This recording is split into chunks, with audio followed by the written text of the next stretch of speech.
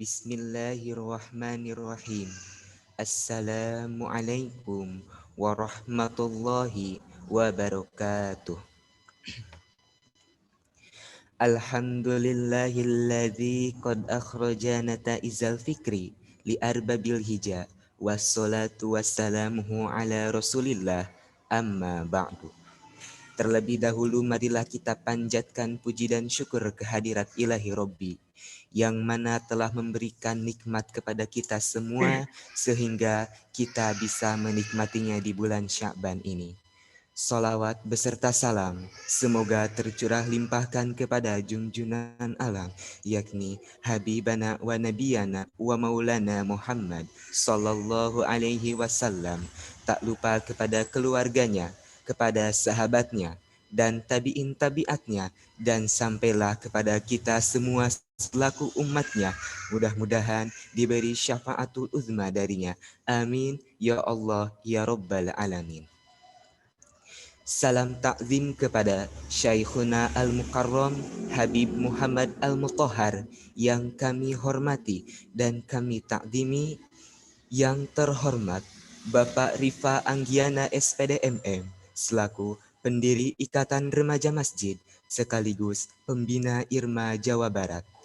Yang kami hormati Kak Aditya Gustian Saputra selaku Ketua Irma Jawa Barat. Yang kami hormati Kak Muhammad Taufik Al-Hakim selaku Ketua Korwil Irma Wilayah 13 sekaligus Ketua Irma Kabupaten Pangandaran. Yang kami hormati Kak Santi Okta Munawanti selaku Ketua Pelaksana Pesantren Kilat Virtual sekaligus Ketua Irma Kabupaten Ciamis. Dan yang kami banggakan seluruh peserta didik yang mengikuti pesantren kilat virtual. Perkenalkan, nama saya Muhammad Zamzam Al-Fadil selaku pembawa acara pada hari ini. Alhamdulillah, pada saat ini masuk hari kedua. Lanjut pada materi selanjutnya yaitu ngaji siroh spesial Ramadan, judul Meneladani Kehidupan Rasulullah, yang akan disampaikan oleh Syekhuna Al-Mukarram Habib Muhammad Al-Mutahhar. Mohon untuk seluruh peserta mempersiapkan alat tulis dan simak dengan baik apa yang Habib sampaikan dan resum poin-poinnya. Kepada yang terhormat Syekhuna Al-Mukarram Habib Muhammad Al-Mutahhar, kepadanya kami persilahkan.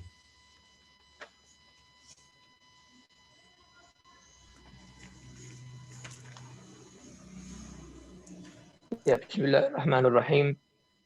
Assalamualaikum warahmatullahi wabarakatuh. Waalaikumsalam. Bismillah, innal hamdalillah nahmaduhu wa nasta'inuhu wa nastaghfiruh wa na'udzu billahi min shururi anfusina wa sayyiati a'malina. May yahdihillahu fala mudilla lahu wa may yudlil fala hadiya lahu. Wa asyhadu an la ilaha illallah wahdahu la syarika lah wa asyhadu anna sayyidana wa maulana محمدا عبده ورسوله أرسله بالهدى والدين الحق ليظهره على الدين كله ولو كره المشركون. اللهم فصل وسلم وبارك وكرم ومجد وعظم وتكرم وتحنن على سيدنا وحبيبنا وشفيعنا وقرة أعيننا ونور قلوبنا ومصطفانا محمد مفتاح باب رحمة الله عدد ما في علم الله صلاة وسلاما دائمين بدوام ملك الله وعلى آله وصحبه صلاة تغفر بها الذنوب وتصلح بها القلوب وتنطلق بها العشوب وتلين بها الشعوب وعلى آله وصحبه ومن إليه منسوب أما بعد. Hadratul muhtaramin, seluruh yang saya hormati, para ulama, para asatidz yang ikut hadir di acara virtual ini, seluruh pengurus, pendiri daripada Irma, panitia semuanya, dan yang ikut menyelenggarakan acara virtual ini, halaqah Zoomiyah ini ya. Yang mana mudah-mudahan halaqah Zoomiyah ini bisa menjadikan semangat kita tidak pudar, semangat kita tidak turun, kita tetap semangat untuk thalabul ilmi, menuntut ilmu walaupun dengan cara virtual online dalam halaqah Zoomiyah ini dengan aplikasi Zoom. Ya, tema kita adalah meneladani kehidupan Rasulullah Muhammad SAW. Memang tidak ada yang patut untuk kita teladani dalam seluruh aspek kehidupan, melainkan Nabi Muhammad SAW. Manusia itu selain Nabi Muhammad itu bisa menjadi qudwah, tapi untuk menjadi uswah itu tidak bisa, karena uswah satu-satunya adalah Nabi Muhammad. Apa perbedaan qudwah dengan uswah? Kalau qudwah itu hanya dari beberapa aspek, beberapa hal. Contoh, ada misal orang non-muslim, dia sangat dermawan. Maka bisa kita tiru dari dermawannya. Dia qudwah di dalam dermawannya, tapi tidak dalam agamanya. Tidak di dalam perilakunya, tidak di dalam akidahnya. Gitu. Dia bukan uswah. Bukan semua aspek kehidupannya bisa kita tiru. Misal ada lagi orang yang misal pelit, tapi kalau bicara itu lemah lembut, kalau bicara itu dengan akhlak, sopan santun, oh berarti dia qudwah di dalam lisannya. Dia lisannya bisa kita tiru, tapi pelitnya nggak bisa ditiru. Karena bukan qudwah dalam urusan pelit atau dermawannya. Tapi urusan lisannya karena dia sopan santun bisa kita tiru. Itu qudwah. Jadi dalam satu hal dari sifatnya atau dua hal dari sifatnya itu bisa kita tiru. Itu namanya qudwah. Tapi kalau Nabi Muhammad itu Allah nyatakan dalam Al-Quran, laqad kana lakum fi Rasulillahi uswatun hasanah. Allah sebut Nabi Muhammad itu uswatun, bukan qudwatun. Kenapa? Nah, ini hebatnya Al-Quran. Tidak mungkin Al-Quran Allah menyebutkan satu kalimat, menyebutkan satu lafaz, apalagi satu ayat yang mana itu sia-sia. Nah, tapi uswatun di sini memang luar biasa. Maknanya lebih luas, lebih global, lebih umum. Nah, uswatun di sini adalah panutan, tauladan, suri tauladan yang semua cara, semua sifat, semua perilakunya bisa ditiru. Itulah beliau Nabi Muhammad Shallallahu Alaihi Wasallam. Apa dari diri Nabi Muhammad itu yang enggak baik? Coba kita cari. Tidak ada dalam diri Nabi Muhammad yang tidak baik. Semuanya baik. Bahkan bukan cuma baik, yang terbaik. Di antara seluruh sifat yang terbaik adalah sifat Nabi Muhammad Shallallahu Alaihi Wasallam. Makanya Nabi Muhammad beliau bersabda, Innama bu'ithu, hanya saja saya diutus. Buat apa? Jadi tujuan Nabi Muhammad diutus Allah itu apa? Li utammima makarimal akhlak, untuk menyempurnakan kemuliaan akhlak, kemuliaan moral, ya, kemuliaan budi pekerti yang baik. Jadi Nabi Muhammad ini bukan mengajari kita budi pekerti yang baik, menyempurnakan. Kenapa? Karena nabi-nabi sebelum Nabi Muhammad sudah mengajarkan akhlak, mengajarkan adab, mengajarkan budi pekerti, yang mengajarkan sopan santun. Tapi Nabi Muhammad menyempurnakan itu semuanya. Sallallahu alaihi wa ala alihi wasallam. Dalam urusan ilmu, Nabi Muhammad di atas seluruh para nabi ilmunya. Sampai dikatakan oleh Al-Imam Al-Qustallani dalam kitabnya Al-Mawahib, beliau berkata bahwa Allah itu ibarat menciptakan ilmu itu 100%. Yang 1% itu dibagikan kepada seluruh manusia, mulai Nabi Adam sampai manusia hari kiamat. Itu 1% dari 1%. Yang 99% Allah berikan kepada Nabi Yuna Muhammad Sallallahu Alaihi Wasallam. Dibayangkan bagaimana cerdasnya Nabi Muhammad, bagaimana tingginya IQ Nabi Muhammad, bagaimana kehebatan pikiran Nabi Muhammad Sallallahu Alaihi Wasallam, hafalan Nabi Muhammad Sallallahu Alaihi Wasallam, dan juga kecerdikan Nabi Muhammad Sallallahu Alaihi Wasallam 99% itu diberikan kepada Nabi Muhammad. Tapi tetap Allah Subhanahu wa taala perintahkan kepada Nabi, "Rabbi zidni ilma." Tetap Nabi Muhammad yang ilmunya 99%, para nabi yang cuma diberi Allah dari 1% dibagi-bagi. Nabi Muhammad tanpa dibagi-bagi 99% lagi. Itu tetap diperintahkan Allah untuk rendah diri. Tetap selalu berdoa, Rabbi zidni ilma. Ya Allah, tambahlah ilmu kepada aku. Tetap diperintahkan Allah rendah diri. Sallallahu alaihi wa ala alihi wa sahbihi wasallam. Bahkan Nabi Muhammad itu nggak mau dibeda-bedakan. Nabi Muhammad itu beliau bersabda, ana abd, saya ini hamba. Saya ini orang biasa. Akulu kama ya'kulul abd. Saya ini makan sebagaimana seorang hamba makan. Saya ini minum sebagaimana seorang hamba itu minum. Jadi nggak kemudian berlebih-lebihan. Nabi Muhammad kalau minum nggak bersandar. Kenapa? Karena bersandar ini ciri-ciri orang sombong makan.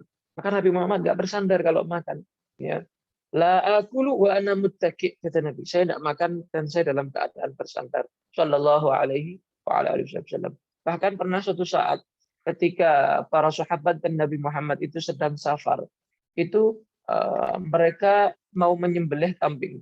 Ya, sahabat ada yang angkat tangan, saya yang menyembelih. Satu lagi ada yang angkat tangan, saya yang bagian menguliti. Ada satu lagi yang angkat tangan, saya yang bagian memotong-motong dagingnya. Ada lagi yang angkat tangan, saya yang bagian masak, saya yang bagian bakar, saya yang bagian buat bumbunya. Nah, kemudian Nabi Muhammad juga angkat tangan.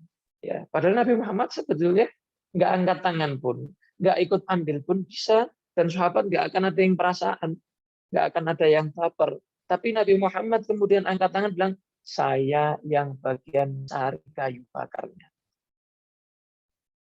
Alaiya jam'ul hatab. Saya yang bagian ngumpulin kayu bakarnya. Kata sahabat, jangan Nabi.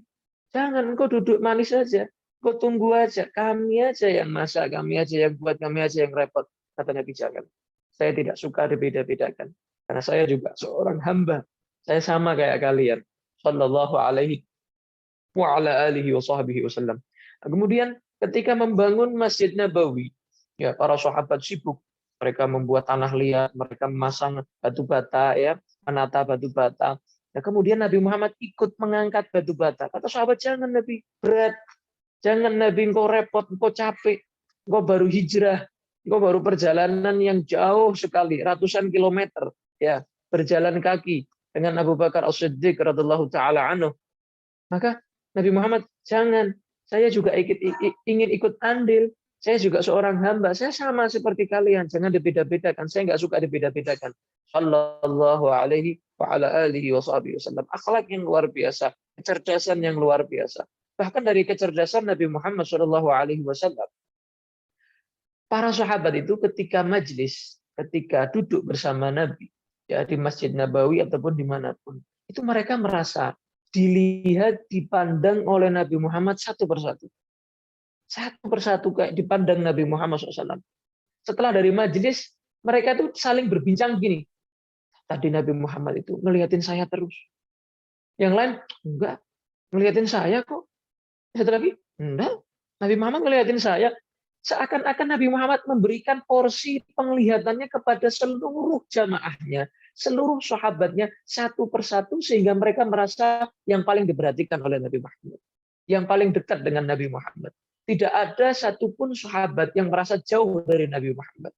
Setelah Nabi Muhammad wafat, semua merasa dekat, akrab dengan Nabi Muhammad. Makanya mereka bukan disebut santri.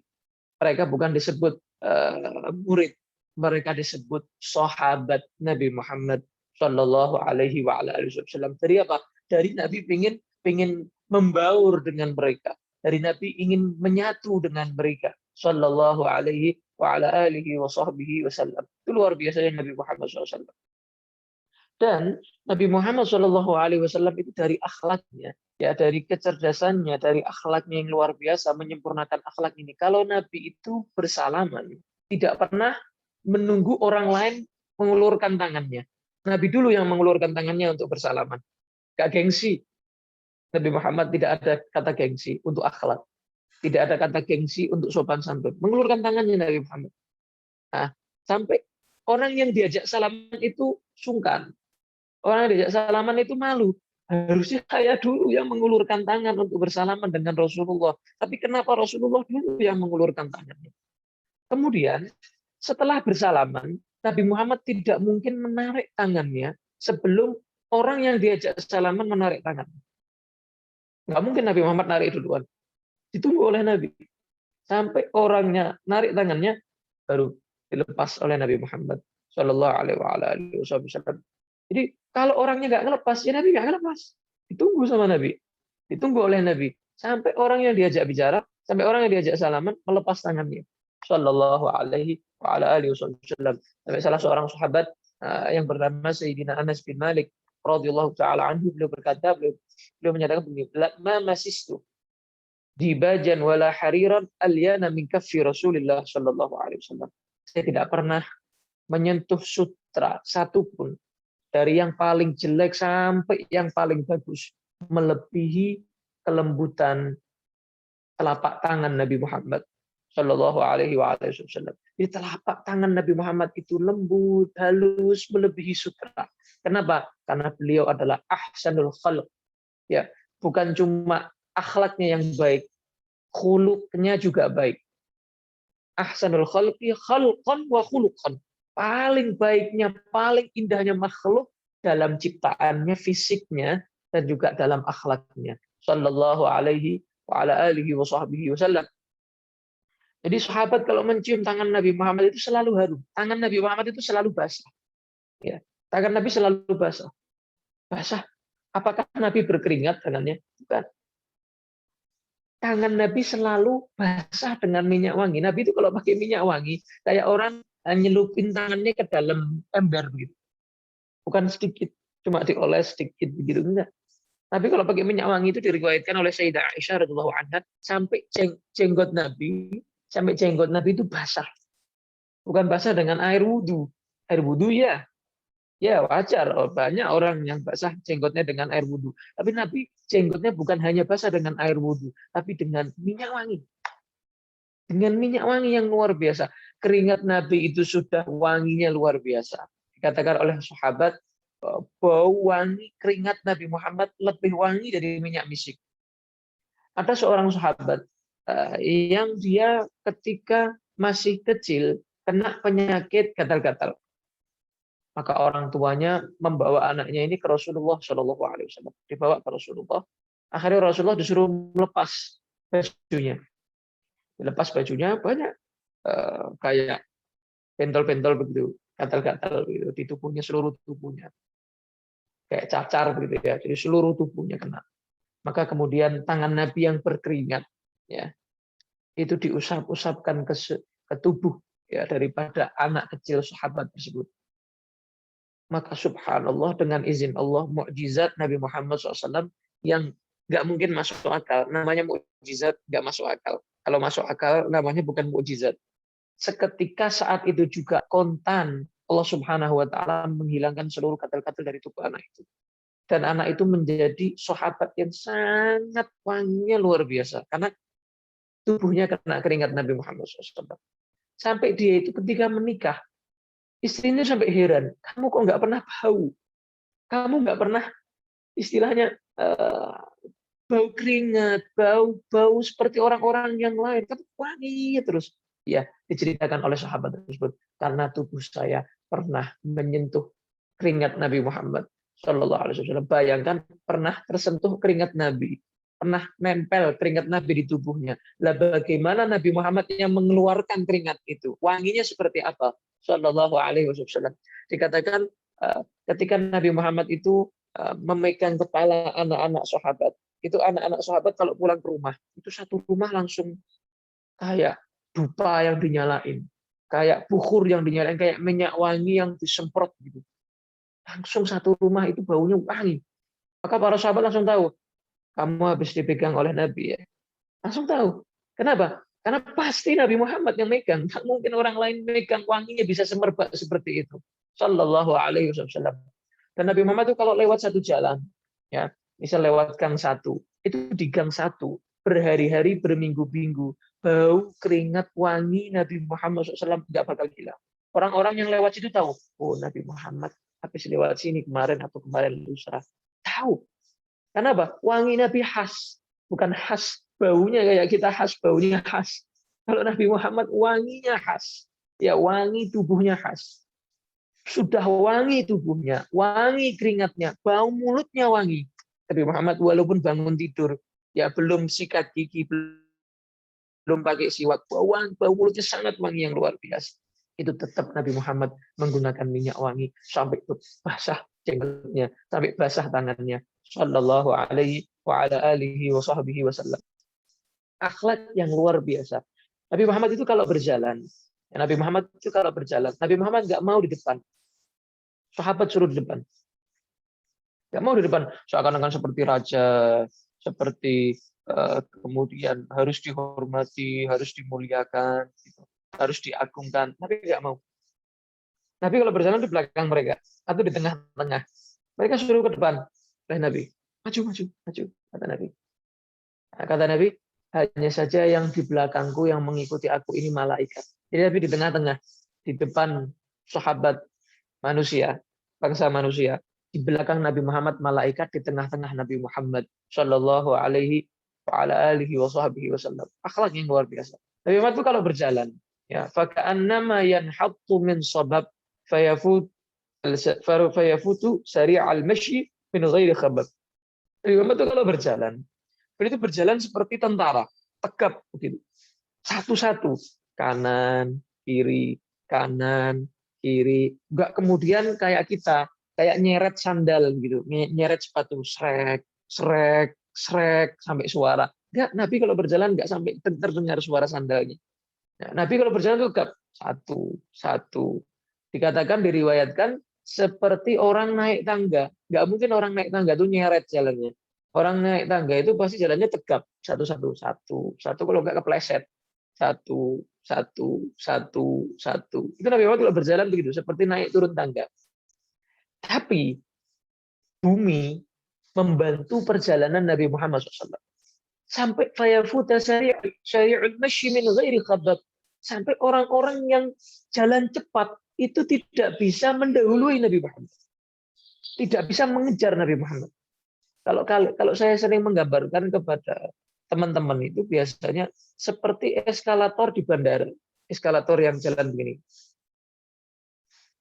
Jadi tanah itu ikut berjalan, ikut membantu perjalanan Nabi Muhammad supaya Nabi Muhammad nggak terlalu lelah. Jadi kayak eskalator gitu. Padahal belum ada eskalator zaman itu. Tapi tanah yang menjadi eskalator untuk Nabi Muhammad SAW.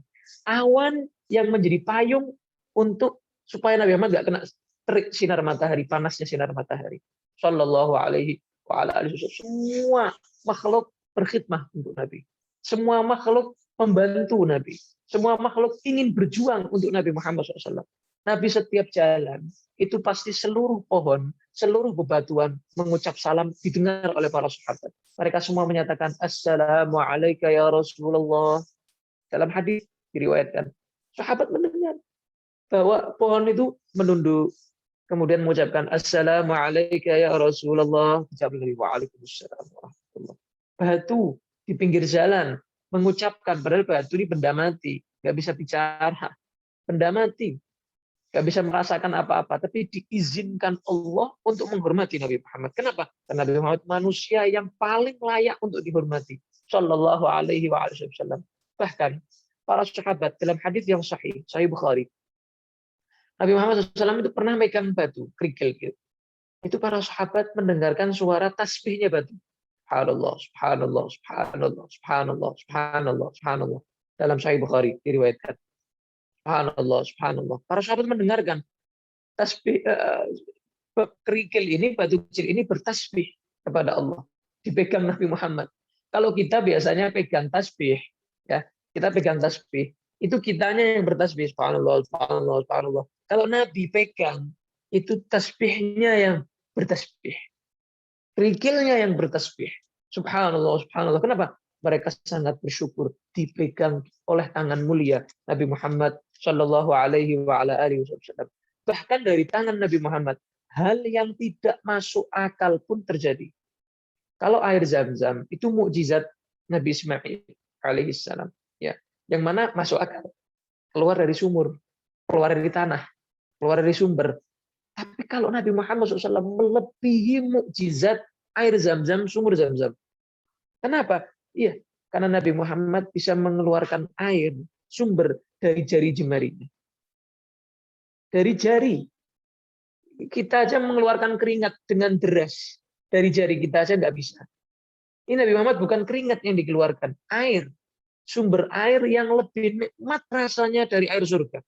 Lebih nikmat rasanya dari air Zam-Zam. Dikatakan oleh para ulama, air yang keluar dari jari jemari Nabi Muhammad ini lebih mulia daripada telaga yang ada di surga. Lebih mulia daripada sungai-sungai yang ada di surga. Yang mana air yang keluar dari jari jemari Nabi Muhammad cukup untuk banyak sekali sahabat, ratusan sahabat. Cukup mereka semuanya untuk berwudu, mereka semuanya minum. Sallallahu alaihi wa ala alihi wa sahbihi wasallam. Akhlak yang luar biasa. Ya, seluruh para nabi itu mengambil keberkahan Nabi Muhammad. Fa innahu syamsu fadlin hum kawakibuha yudhirna anwaraha linnasi fid dhulami akrim bi khalqi nabiyyin zanahu khuluqun bil husni mustamilin bil bishri muttasimi. Sallallahu alaihi wa ala alihi wa sahbihi wasallam. Semua para nabi itu mengambil keberkahan dari Nabi Muhammad.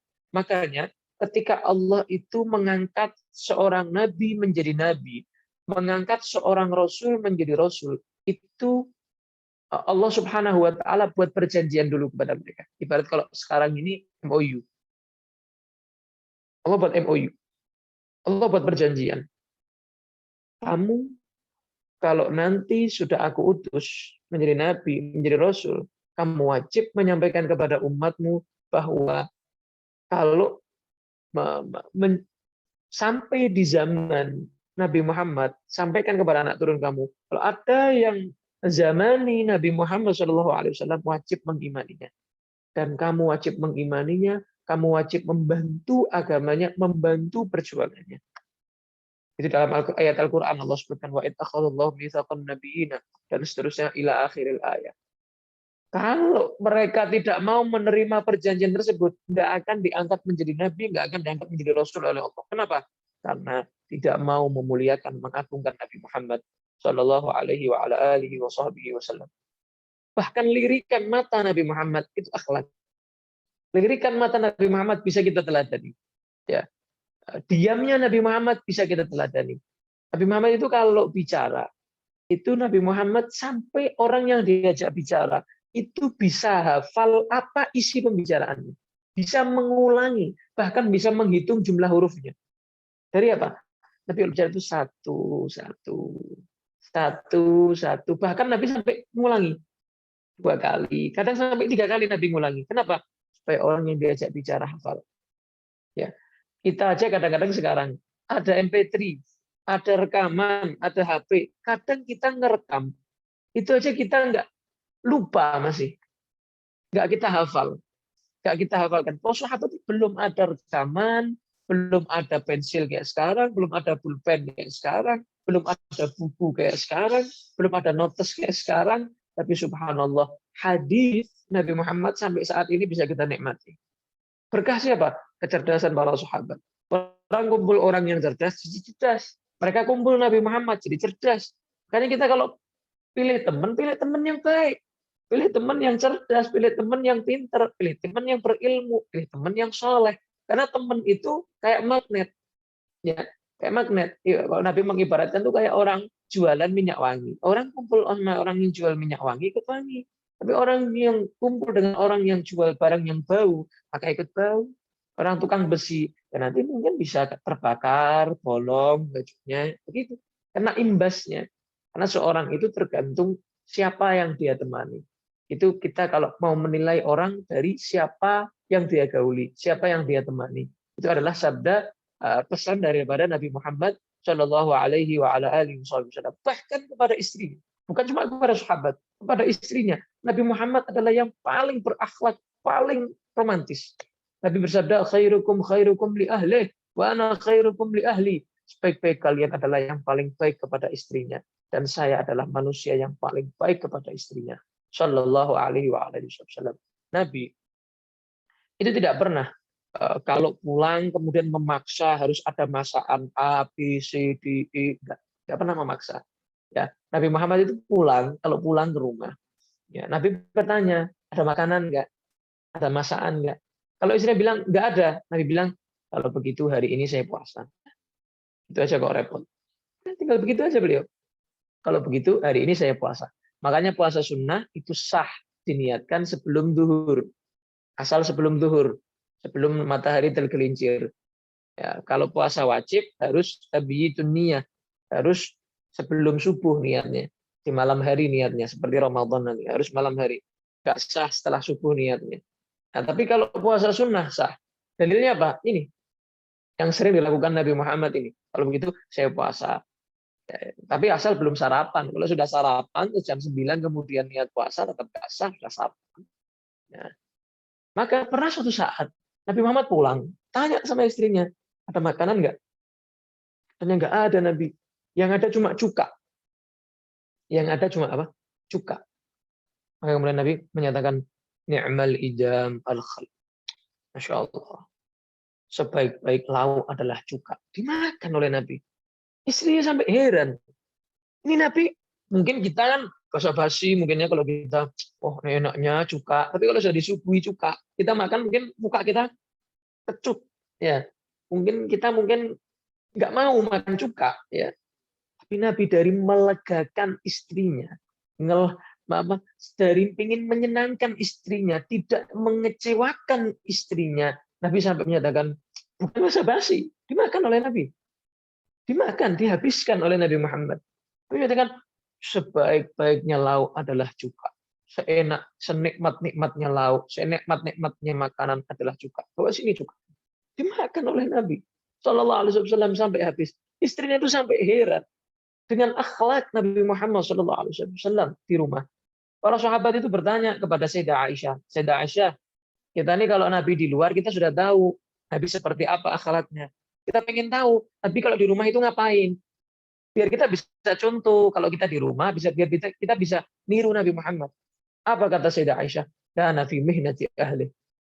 Nabi itu kalau di rumah bantu istrinya. Tapi kalau di rumah itu bareng-bareng sama istrinya, bantu istrinya. Ya, mungkin kalau kita sekarang mungkin ya mungkin kita bagi tugas sama istri kita. Oh, misalnya kita yang bagian kamar mandi, istri kita yang bagian ngepel ruang tengah, ruang depan. Ya, bagi tugas. Oh, mungkin istri yang bagian anak, kita yang bagian apa. Tapi begitu. Tapi kadang sampai menjahit itu sendiri. Tapi kadang benerin sepatunya itu sendiri. Ya. Sallallahu alaihi wa ala alihi wasallam. Luar biasa Nabi Muhammad SAW. Bahkan dari akhlak Nabi Muhammad, pernah suatu saat, suatu malam, Nabi Muhammad itu pulangnya kemalaman. Nabi tahu biasanya jam segitu Sayyidah Aisyah sudah tidur, istrinya sudah tidur. Maka Nabi Muhammad SAW tidak mengetuk pintu, menggedor pintu. Mungkin kalau kelasnya seperti kita, ya mungkin kita ketuk itu pintu, kita gedor itu pintu sampai istri kita bangun, bukain kita pintu. Tapi Nabi Muhammad SAW, Masya Allah, ini sulit sekali untuk kita tiru ini. Akhlak beliau. Beliau menggelar sajadah atau surbannya di depan pintu. Dan beliau tidur di depan pintu rumahnya, khawatir membangunkan istrinya. Masya Allah. Bukan suami-suami takut istri loh. Bukan. Nabi Muhammad tegas. Nabi Muhammad bukan suami-suami takut istri. Tapi apa? Akhlak. Ini akhlak. Ya, ini budi pekerti yang baik. Ternyata, lihat romantisnya keluarga Nabi. Siti Aisyah itu tidur di belakang pintu. Kenapa? Takut kalau di kamar nggak dengar Nabi kalau ngetuk pintu. Maka beliau tidur di belakang pintu. Biar apa? Kalau Nabi ngetuk pintu, itu langsung tahu, dengar. Jadi ternyata kedua pasangan ini, Nabi Muhammad dengan istrinya, yang satu tidur di depan pintu, yang satu tidur di belakang pintu. Nggak ada yang tahu. Sallallahu alaihi wa ala alihi wa sahbihi wasallam. Jadi luar biasa keteladanan Nabi Muhammad Sallallahu Alaihi Wasallam. Nggak mungkin cuma dalam waktu yang singkat ini bisa kita bahas semuanya, tapi dengan yang singkat yang saya sampaikan tadi itu, mudah-mudahan bisa menggugah semangat kita untuk tambah meneladani Nabi Muhammad Shallallahu Alaihi Wasallam. Tentunya meneladani harus mempelajari apa kehidupannya, pelajari tentang sejarahnya, tentang budi pekertinya, kepribadiannya, ya keluarganya dan lain sebagainya. Banyak sekali. Tidak mungkin kita bisa bahas tentang Nabi Muhammad sehari, 2 hari, sebulan, 2 bulan, setahun, 2 tahun. Nggak bisa. 1 abad, 2 abad, nggak bisa. Karena itu peristiwa yang sangat luar biasa, yang inti dari seluruh zaman. Ini dari seluruh zaman, mulai Nabi Adam sampai hari kiamat. Inti bukti Allah menciptakan dunia ini ada di zaman Nabi Muhammad Shallallahu Alaihi Wasallam. Itu mungkin yang bisa saya sampaikan. Mudah-mudahan bermanfaat. Mungkin kalau ada tanya jawab dipersilahkan atau enggak ada? Ada sesi tanya jawab atau tidak, panitia?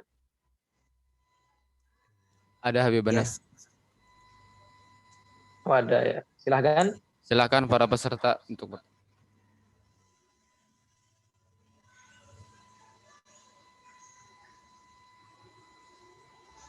Silahkan untuk peserta. Apakah ada yang mau bertanya? Ya, bisa silakan. raise hand atau di chat kolom komentar sesuai tema. Foto. Oh, ada 3 orang Habibana untuk raise hand. Ya, silakan.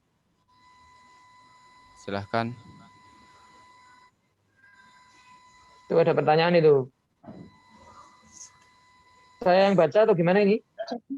Baik, dari Dinihar, bagaimana cara kita menerapkan sifat dari Rasulullah dalam kehidupan sehari-hari dan apa keuntungan jika meneladaninya? Ya. Cara kita menerapkan sifat dari Rasulullah Shallallahu Alaihi Wasallam adalah apa? Adalah dengan kita mempelajarinya. Pertama tadi, pelajari, datang ke kajian sirah Nabi, kajian syama'il Nabi, pelajari dulu, cari tahu dulu, karena nggak mungkin kita mengamalkan sesuatu tanpa kita tahu ilmunya. Nggak mungkin dokter itu praktek kalau dia itu nggak belajar dulu tentang ilmunya, belajar dulu baru praktek, kan begitu dokter itu. Nah begitu juga dalam ilmu agama.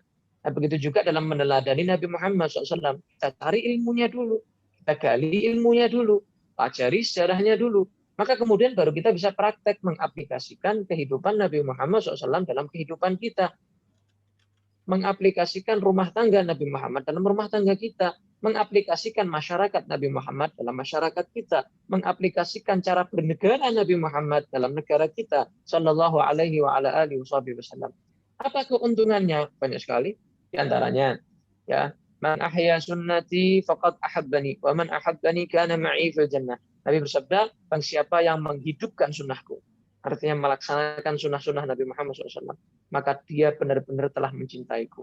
Berarti kata-kata kita cinta Nabi, saya cinta Nabi, itu buktinya adalah menghidupkan sunnah Nabi. Kalau ada orang yang bilang saya cinta Nabi, tapi tidak menghidupkan sunnah Nabi, itu cinta palsu, cinta tanpa bukti itu. Ya, cinta tanpa bukti, ya, cinta yang tanpa pengorbanan, karena nggak ada buktinya. Apa buktinya kamu cinta sama Nabi? Kamu aja nggak mempelajari tentang kehidupan Nabi, apalagi melakukan apa yang dilaksanakan oleh Nabi Muhammad SAW. Ya, wa man ahabbani kana ma'i fil jannah. Orang yang cinta kepada aku, maka dia akan bersama aku nanti di surga. Jaminan dari Nabi. Orang yang cinta Nabi akan bersama Nabi di surga. Tapi bagi siapa? Siapa yang diakui Nabi dapat cintanya Nabi, mencintai Nabi adalah orang yang menghidupkan sunnah Nabi. Bahkan di akhir zaman seperti ini kelebihannya, keutamaannya sangat luar biasa menghidupkan sunnah Nabi. Nabi bersabda, "Man ahya sunnati 'inda fasadi ummati falahu ajru mi'atu syahid."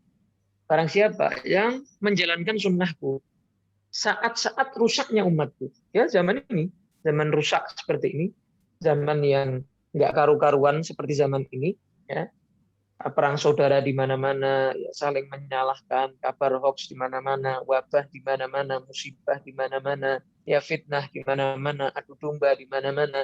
Nah, zaman seperti ini, maka kata Nabi, dia melaksanakan sunnahku, dia menjalankan sunnahku, dia seperti memiliki 100 nyawa, kemudian semua nyawanya mati syahid. Padahal kita punya nyawa cuma 1. Kalau kita perang di jalan Allah, jihad fisabilillah, kita dapat pahalanya cuma 1. Tapi untuk khusus untuk orang-orang akhir zaman saat rusaknya umat Nabi Muhammad, menjalankan sunnah Nabi, dia akan mendapatkan pahala 100 orang mati syahid. Silahkan mengamalkannya. Ya, pertanyaan yang kedua. Baik, ada yang raise hand dari Agung Maulana. Silahkan dibuka mic-nya. Silahkan Agung Maulana. Ya, tafadhol. Assalamualaikum, Bib. Saya tidak ingin bertanya, cuman hanya ingin didoakan saja kita semua agar menjadi anak yang soleh dan solehah. Amin. Insyaallah barakallahu fikum. Allah yaftah alaikum. Baik, selanjutnya Amin. Ahmad Mubarak, silahkan di unmute, dibuka mic-nya. Assalamualaikum Habib. Saya ingin tapi di luar tema, mohon maaf Habib, saya ingin bertanya dan ingin minta pendapat karena ada 5 malam suci yang termasuk malam Nisfu Sya'ban.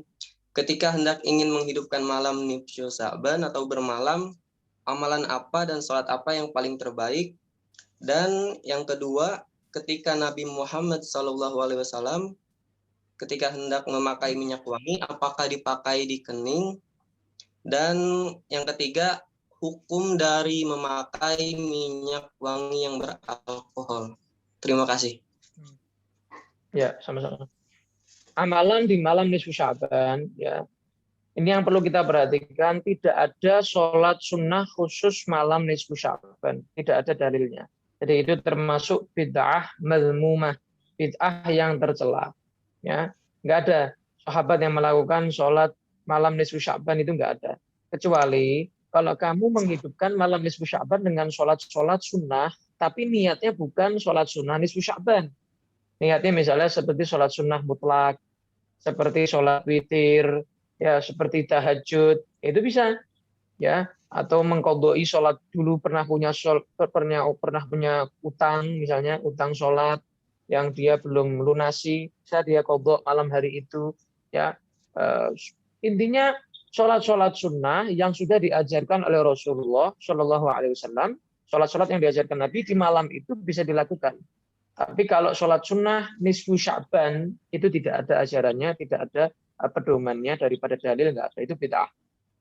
Nah kemudian amalan yang bisa dilakukan adalah di malam hari itu banyak amalan para salaf, ya, di antaranya adalah membaca Yasin 3 kali.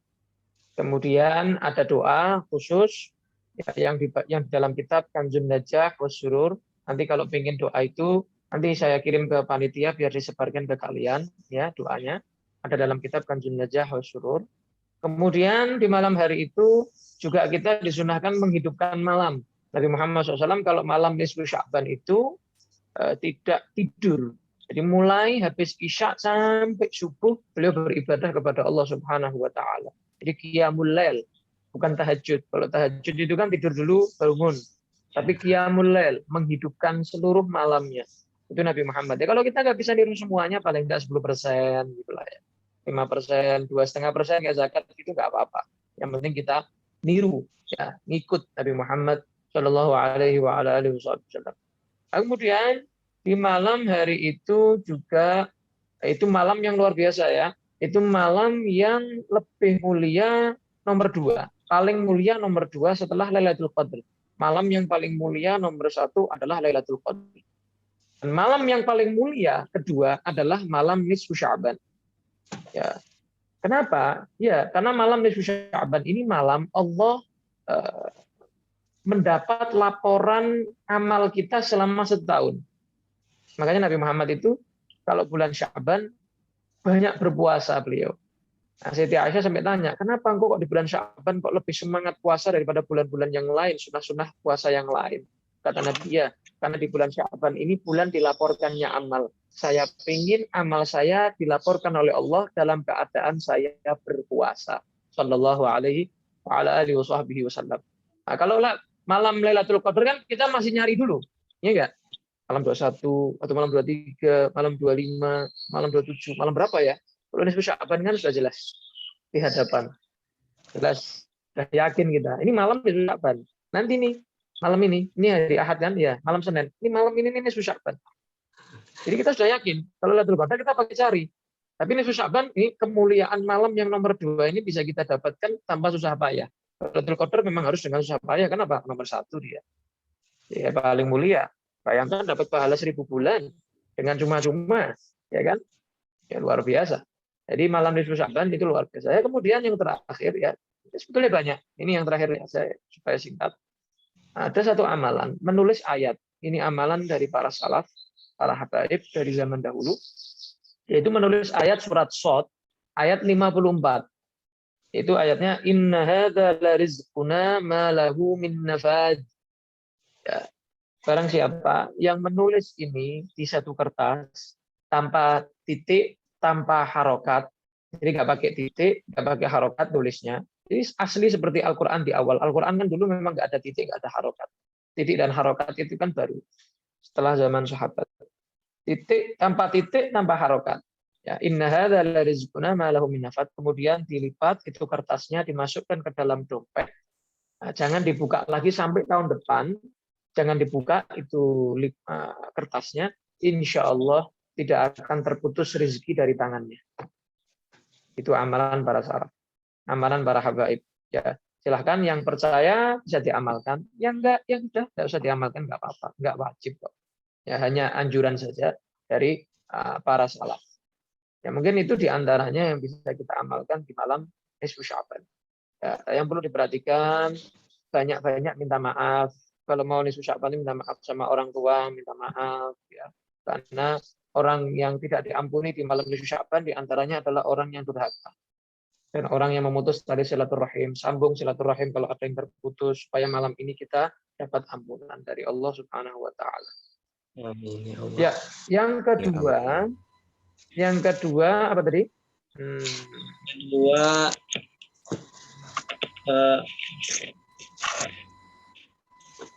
ketika Nabi Muhammad SAW ketika hendak memakai minyak wangi, apakah dipakai di kening? Oh, Nabi Muhammad SAW memakai di seluruh tubuhnya, pakai minyak wangi Nabi. Rambutnya pakai minyak rambut. Jadi jenggotnya sampai basah dengan minyak wangi. Kening karena buat sujud pakai minyak wangi. Ya, di telinga sini, di leher sini, Nabi pakai. Kenapa? Karena kalau cipika-cipiki biar wangi, ya kan? Semuanya Nabi dipakai oleh Nabi. Di pakaiannya semua pakai minyak wangi, badannya juga pakai minyak wangi. Ya, wangi sekali Nabi Muhammad SAW. Jadi tubuhnya pakai minyak wangi, tangannya pakai minyak wangi. Jadi menghormati orang yang mencium tangannya. Jangan orang mencium tangannya kemudian bau tangannya. Itu namanya nggak menghargai. Ya, jadi Nabi itu menghargai orang yang mencium tangannya. Sallallahu Alaihi Wasallam. Yang ketiga, alkohol dalam parfum itu berbeda. Ini nih loh, ini yang banyak orang salah paham. Ya, jangan dikira alkohol minyak wangi itu alkohol khamr, beda. Kalau alkohol khamr itu diminum mabuk, kan begitu ya. Jadi kalau alkohol minyak wangi diminum mati orang yang minum. Buta atau mati itu bukan memabukkan, bukan khamr, itu kimia. Sudah diteliti oleh para ulama, ya.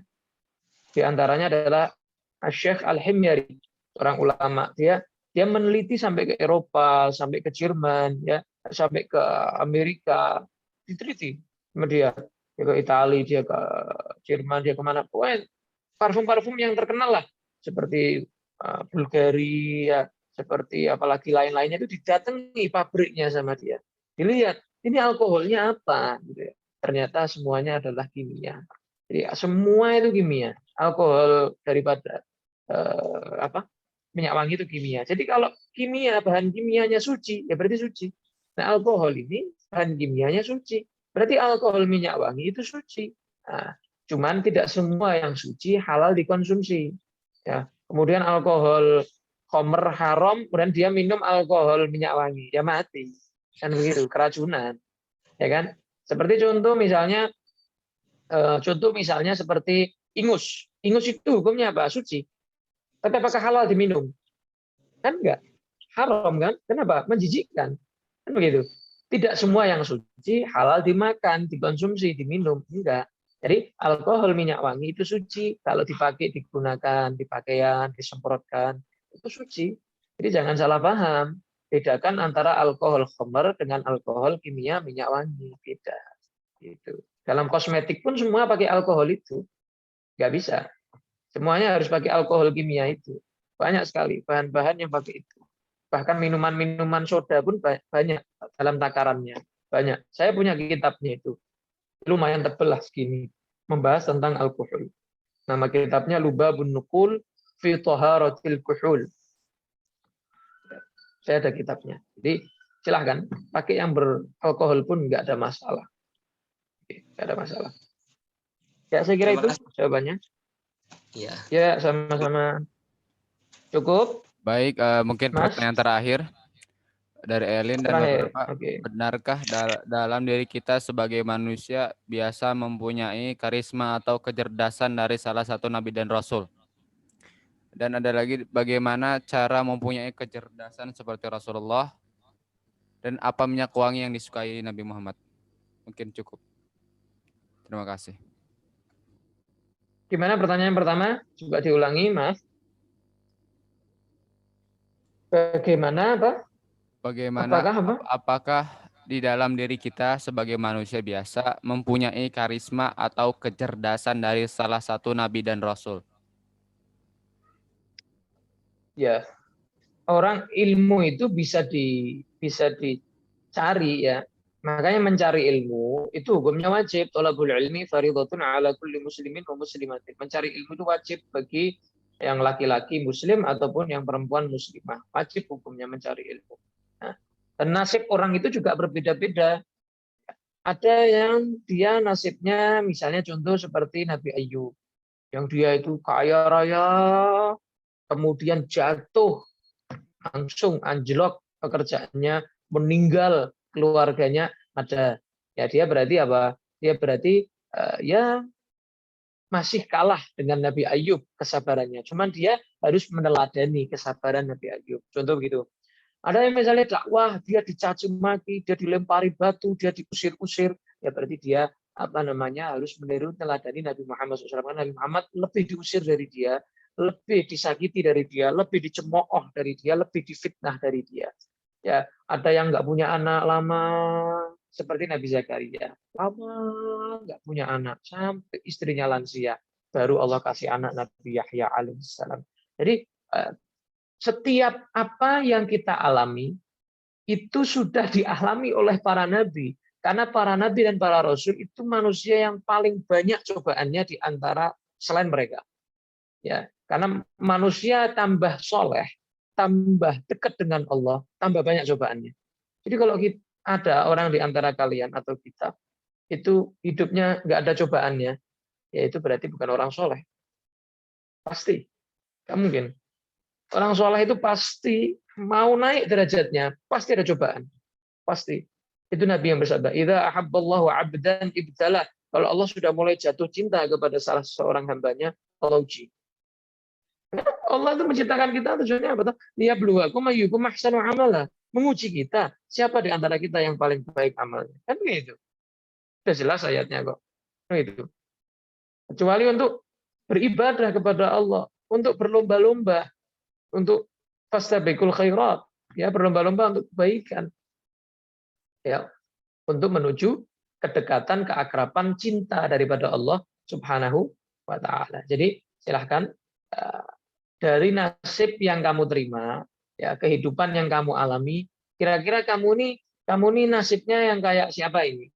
Kamu ini kayak yang Nabi siapa? Jadi bisa kamu pelajari bagaimana beliau dulu menghadapi cobaan tersebut. Sehingga apa?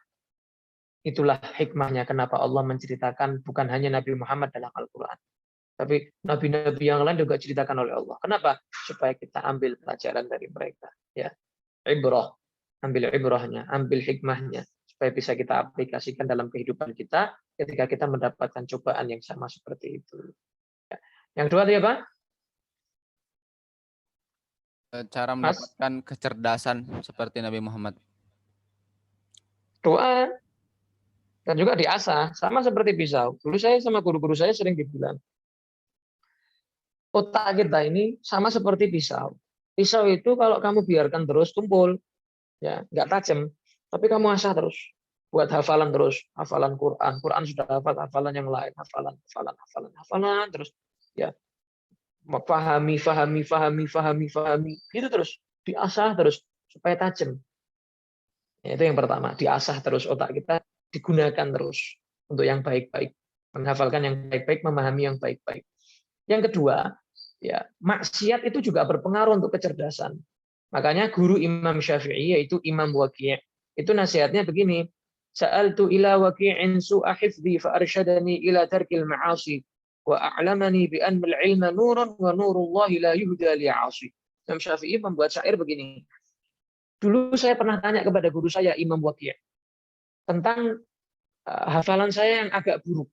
Padahal Imam Syafi'i itu kalau sekali melihat itu hafal. Itu beliau masih katakan hafalannya buruk. Ya, karena kalau dibandingkan sahabat Nabi kalah. Sahabat Nabi nggak pakai lihat. Sahabat Nabi dengar aja dari Nabi, langsung hafal. Masya Allah. Imam Syafi'i melihat satu kertas, satu tulisan itu, langsung hafal Imam Syafi'i. Bahkan Imam Syafi'i itu dari miskinnya dulu, itu kadang sampai nulisnya di telapak tangannya. Di telapak tangannya, kemudian diingat-ingat hafal Imam Syafi'i. Padahal nulis pakai jari. Kadang nulis pakai ludahnya. Masya Allah.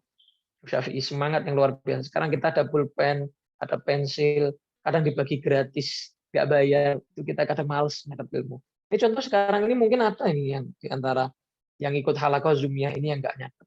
Ya, mungkin ada, mungkin. Ya, antara kalian mungkin ada nggak nyatet.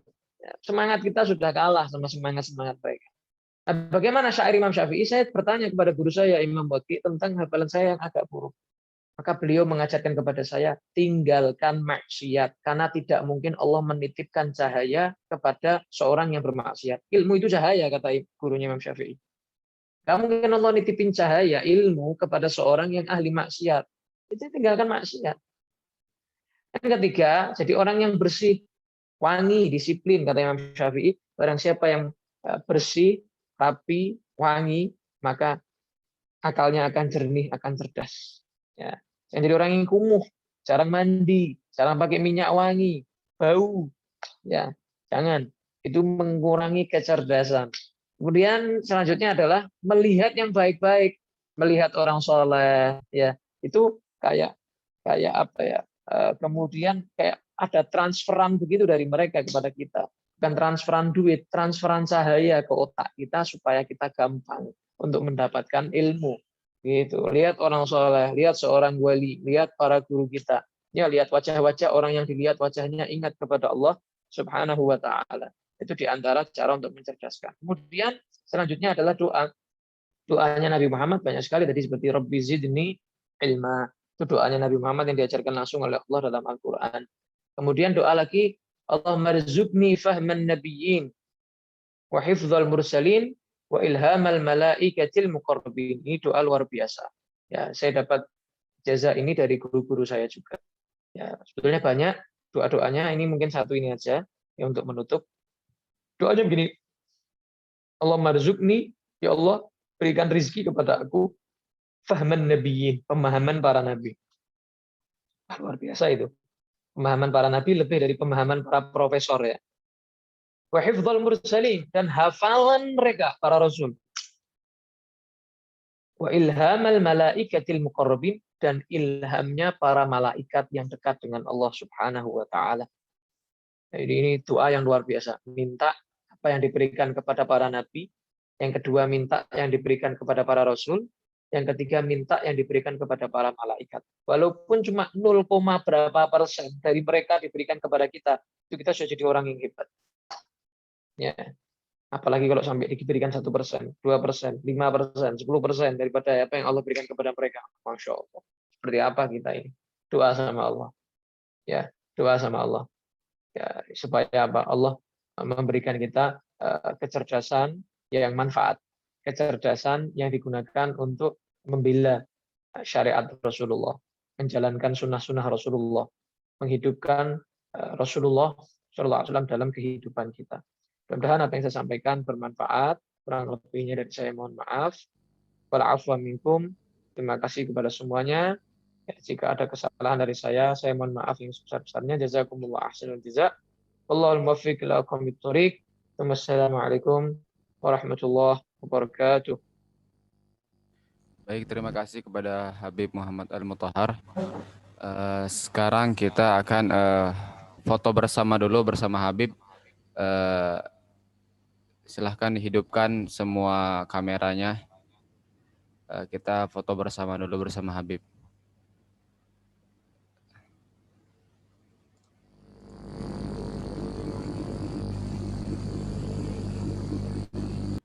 Dalam hitungan 3, 2, 1.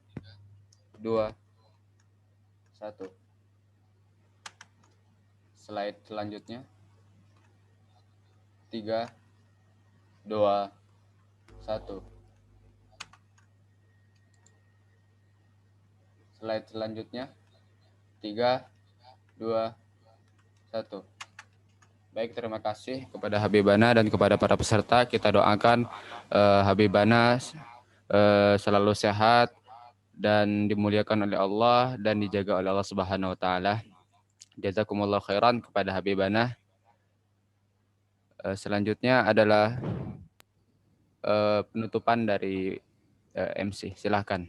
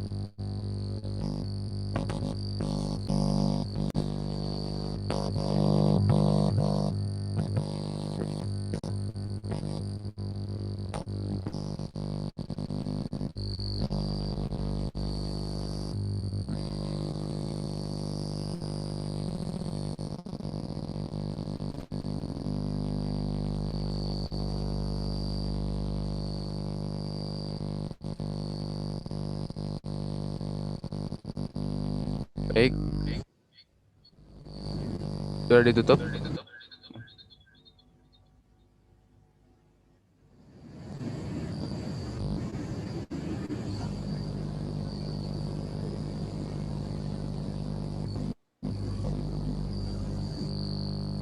Baik, sudah ya Muhammad Azhar.